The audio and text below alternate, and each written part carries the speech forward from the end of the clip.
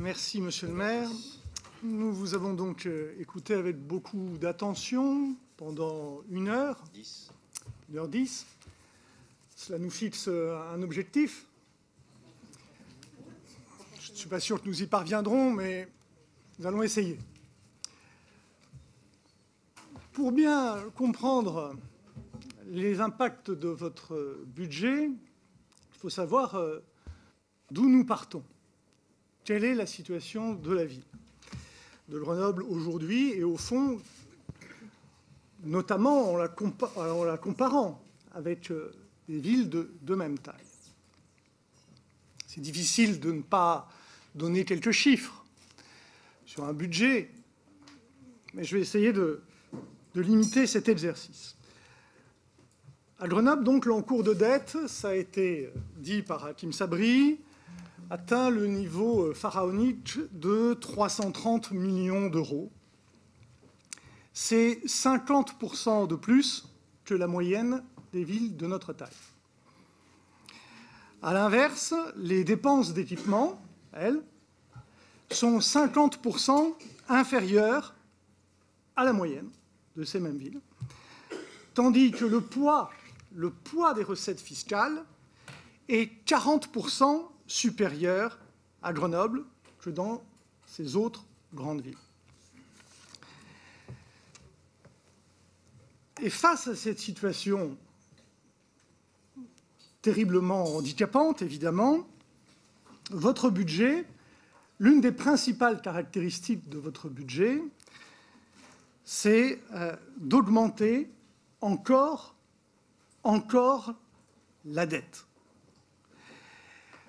Lors du débat d'orientation budgétaire, il y a un mois, vous annonciez un endettement supplémentaire de 9,26 millions.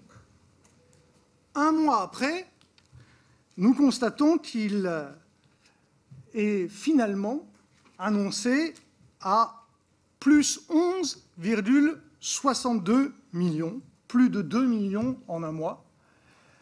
Dites-moi, heureusement que, contrairement à l'an dernier, nous ne votons pas le budget au mois de janvier, parce que peut-être que la facture serait encore plus lourde.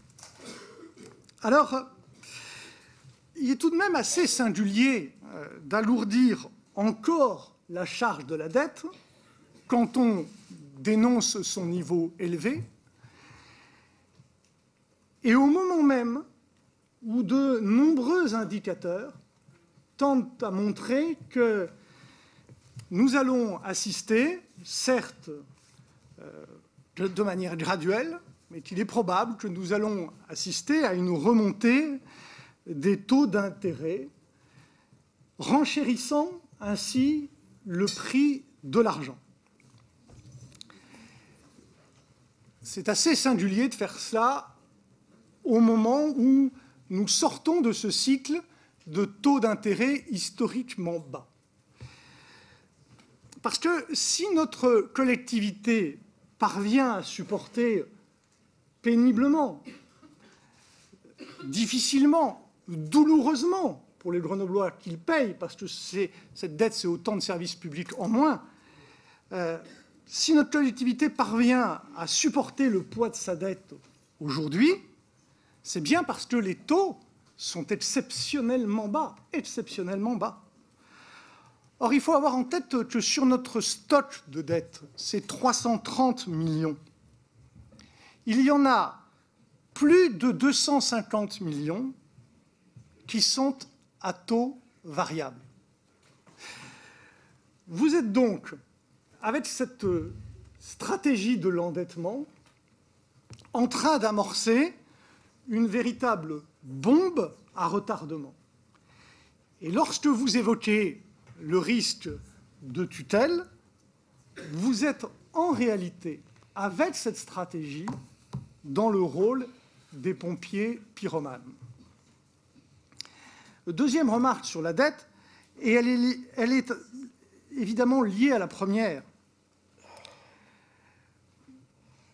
Un petit peu, s'il vous plaît, un petit peu de pudeur sur votre décision de ne pas augmenter les impôts.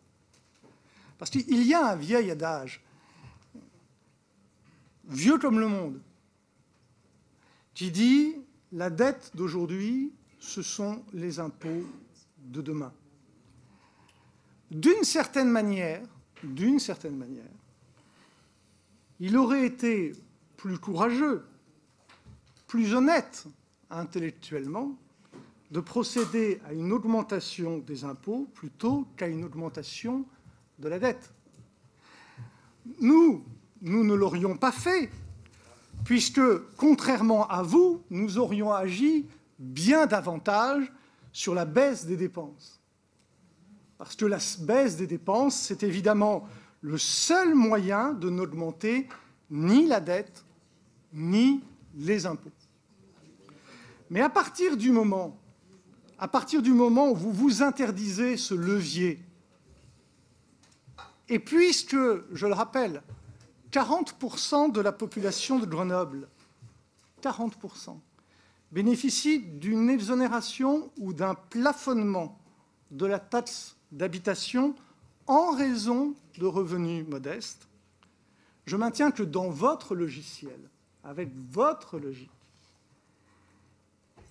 et avec, je vous l'accorde, davantage d'honnêteté intellectuelle, il eût été plus sincère, plus courageux d'augmenter les impôts que d'augmenter la dette.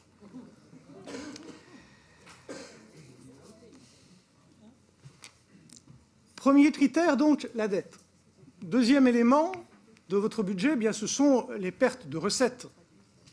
C'est assez logique, puisque vous êtes dans la promotion d'un modèle économique avec une croissance zéro. Donc, la question de savoir si vos actes, si vos déclarations publiques ont un impact sur l'activité économique, évidemment, pour vous, ça n'a que peu d'importance. Vous êtes, de ce point de vue-là, logique avec votre discours. Seulement que, voilà, dans la vraie vie, celle d'aujourd'hui, ce que vous faites a un impact aussi, par définition, sur les recettes fiscales de la collectivité. Lorsque vous annoncez votre intention d'encadrer les loyers, lorsque vous expliquez qu'au fond, le rayonnement de Grenoble, ce n'est pas très important, que son attractivité économique, ce n'est pas très important, parce qu'on va inventer un nouveau modèle. Et évidemment, la conséquence, c'est que vous participez, vous contribuez, vous amplifiez l'atonie de l'économie locale. La récession du marché de l'immobilier, ça a un impact sur les droits de mutation que touche la collectivité. Ce que votre projet en termes d'aménagement urbain, on le voit dans les chiffres, il a un impact direct sur la stagnation des recettes fiscales de la collectivité. Et donc, votre action, elle produit aussi une perte de recettes substantielle pour la collectivité. J'ajoute dans la catégorie des pertes de recettes, évidemment, les 4 millions auxquels vous avez renoncé comme ça, d'un trait de plume pour une opération de com, 4 millions sur la durée du mandat. Souvent, vous multipliez les décisions par le nombre d'années. Alors, vous me permettrez d'en faire autant pour amplifier les baisses des dotations. Donc, Decaux, votre coup de com', c'est un coup de com' à 4 millions d'euros sur le mandat. Il faut le dire, c'est la vérité. Vous l'assumez très bien, mais permettez-nous de le rappeler aux Grenoblois. Bref, sur le mandat, ces pertes de recettes, en raison de votre politique, c'est probablement de l'ordre d'une dizaine de millions d'euros. Dette, perte de recettes, et puis il y a aussi un certain nombre de dépenses. Pour certaines inutiles, pour d'autres carrément nuisibles. La fête des Tuiles, 350 000 euros sans valoriser le temps de travail des agents, ce qui n'est pas très courtois à leur égard, soit dit en passant. On y reviendra, on aura l'occasion. J'ai reçu, parce que la CADA vous avait dit que j'étais dans le droit, d'en disposer. J'ai reçu, il y a 2 jours, je les ai demandé, il y a 4 mois, un certain nombre de justificatifs. Il en manque beaucoup, nous y reviendrons. Et faites des tuiles en valorisant le travail des agents à 500 000 € sur le mandat. C'est 3 millions. On pourrait en discuter. Une kermesse à 3 millions, ça mérite un débat. Ça peut s'arbitrer. Permettez-nous de le penser, en tous les cas. Les dépenses liées à la fin du GIE Agir. Alors, il y a une délibération, on y reviendra, mais disons-le tout net, nous ne partageons pas votre analyse. La manière dont vous mettez fin au GIE Agir, ce sont des dépenses supplémentaires. Les surcoûts inéluctables de la gestion en régie du Palais des Sports. Eh oui, ce sont des dépenses dont la ville aurait pu s'épargner. Alpexpo. Ah, on allait voir ce qu'on allait voir. Ben, on a vu. Et le déficit d'Alpexpo sur l'exercice 2015 sera entre 25 et 40% supérieur à ce qui vous-même aviez annoncé il y a quelques mois. J'y ajoute quelques broutilles, le coût des contentieux juridiques et des indemnités de départ de tous les collaborateurs du groupe Ville qui ne rentraient pas dans votre moule idéologique, les surcoûts à venir de la reprise en gestion directe de certains équipements culturels. Vous reconnaissez vous-même des pertes de recettes, une diminution des recettes au théâtre municipal. Ce n'est qu'un début. C'est écrit noir sur blanc dans votre document budgétaire. Cette liste non exhaustive, j'ai pitié de vous, cette liste non exhaustive, elle représente à elle seule probablement de l'ordre de 7 millions d'euros sur le mandat.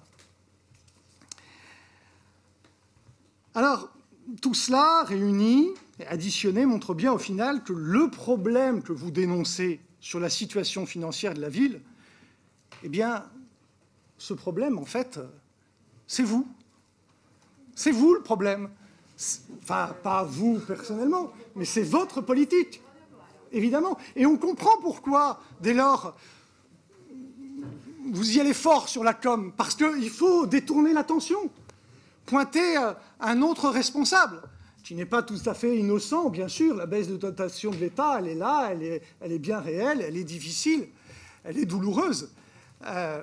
Mais bon, il faut détourner l'attention, parce que, bon, vous sentez bien que malgré tout, que ce n'est pas facile d'expliquer tout ce que vous faites, donc il faut crier beaucoup plus fort pour détourner l'attention sur d'autres. On connaît la stratégie. J'ai entendu, bien sûr, là, quelques frémissements qui, j'ai compris, expriment un désaccord. Ce n'est pas une surprise. Très bien. Vous n'êtes pas d'accord avec notre analyse. Et ceux qui nous écoutent, au fond, entendent votre point de vue, entendent le nôtre, en entendront d'autres. Comment peuvent-ils se forger leur propre opinion quand les divergences sont aussi irréductibles? C'est une question de démocratie importante. Donner à nos concitoyens les outils, je n'irai pas jusqu'à citer Spinoza, mais pour se forger leur propre opinion. Eh bien, nous en avons un, et c'est un élément essentiel de démocratie. Faites réaliser un audit indépendant sur la situation financière de la ville. Ce ne sera pas votre parole, ce ne sera pas qui a sa part de légitimité. En tous les cas, je suis certain que vous croyez à ce que vous dites, enfin je veux le croire. Ce ne sera pas la nôtre, avec notre regard, notre conception des choses. Ce sera une parole indépendante, probablement plus objective que la vôtre et peut-être même que la nôtre. Voyez-vous, je n'hésite pas à le dire.